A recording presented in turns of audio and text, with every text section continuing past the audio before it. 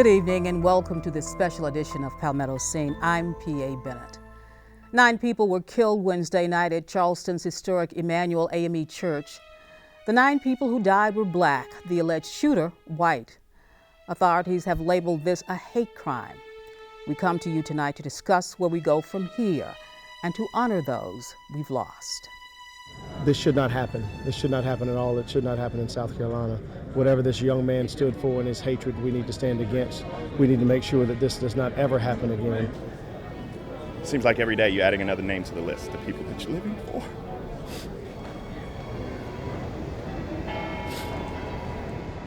The murder of 9 members of Emmanuel AME Church last week turned the nation's attention to Charleston, South Carolina, and in no small measure to their church home. Mother Emmanuel, as it is known, traces its roots back to the early 19th century. Together in a bipartisan way to move the flag from atop the Capitol dome. Today, we are here in a moment of unity in our state, without ill will, to say it's time to move the flag from the Capitol grounds.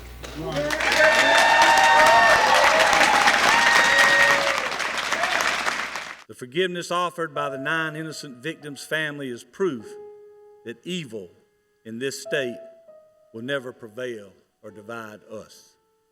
It's been over a week since the tragic shootings of 9 church members here at Mother Emmanuel AME Church. Mourners are still gathering outside the church to show their respects to family members and to the city of Charleston.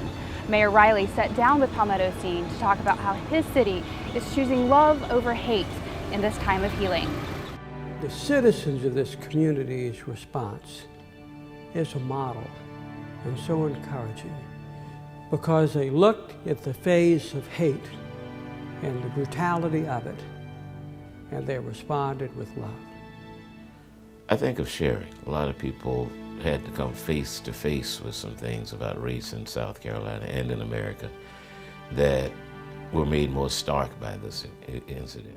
Violence is allowed to grow because of silence, and I'm convinced there is a silent majority in this country. I'm just not that jaded to believe that the majority of people in America are inherently racist. I don't believe that, but they are inherently cowardly.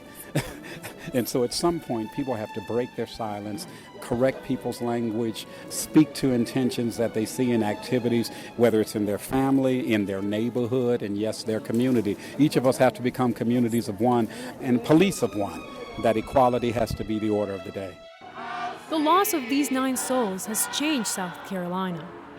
Among them was a man who strove for change and made sure his people always had his full attention. Intelligent, dedicated, strong, and a family man is how his friends, co-workers, and family remember him. I keep coming back to the word dignity and to the word respect.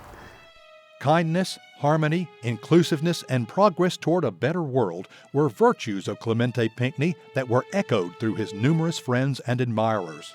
Perhaps the best remembrance was that he worked to bring these virtues out in all people for the benefit of South Carolina and the world.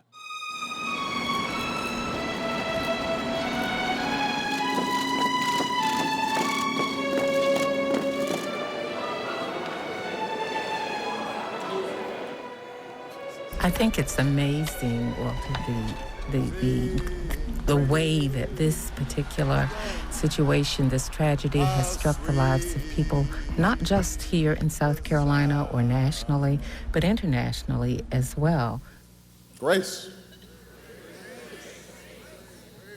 As a nation, out of this terrible tragedy, God has visited grace upon us. For he has allowed us to see where we've been blind.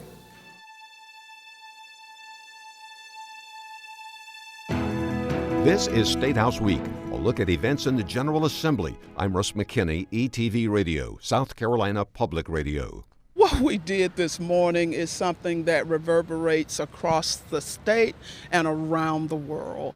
That's State Representative Gilda Cobb-Hunter at the end of a memorable week at the State House as the House early Thursday morning gave final passage to a bill to remove the Confederate flag from the Capitol grounds, settling a contentious issue that has divided lawmakers and the state at large for 40 years.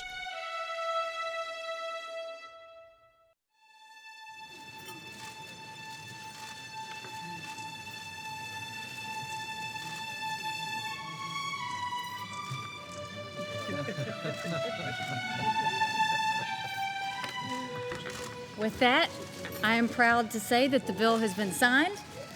I do want to also acknowledge these 9 pins are going to each of the 9 families of the Emmanuel 9.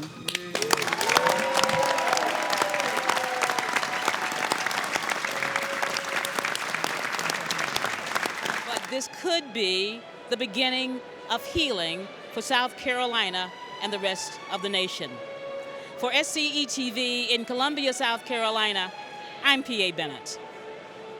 The new fight erupting over the Confederate flag right as South Carolina's governor seals the deal late today to take it down. The next battle already boiling over. From being lowered at the South Carolina State House, the governor just gave the final approval. How will this affect the national debate over race and symbols of hate and protest? This is a story about the history of South Carolina and how the action of 9 individuals laid out this long chain of events that forever showed the state of South Carolina what love and forgiveness looks like.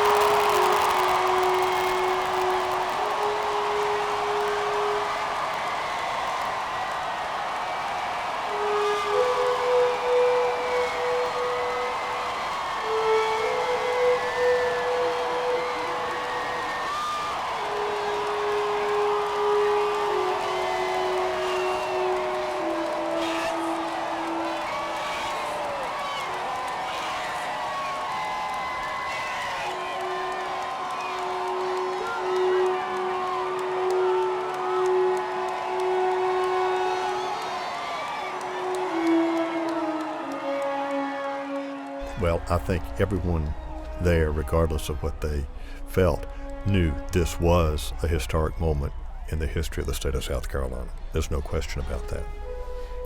This has been breaking news coverage of the removal from the State House grounds of the Confederate battle flag. The flag is now being moved to the Confederate Relic Room and Military Museum in Columbia. I'd like to thank historian Dr. Walter Edgar for joining us for this broadcast. For ETV Radio, South Carolina Public Radio, and South Carolina ETV, I'm Beryl Dacres.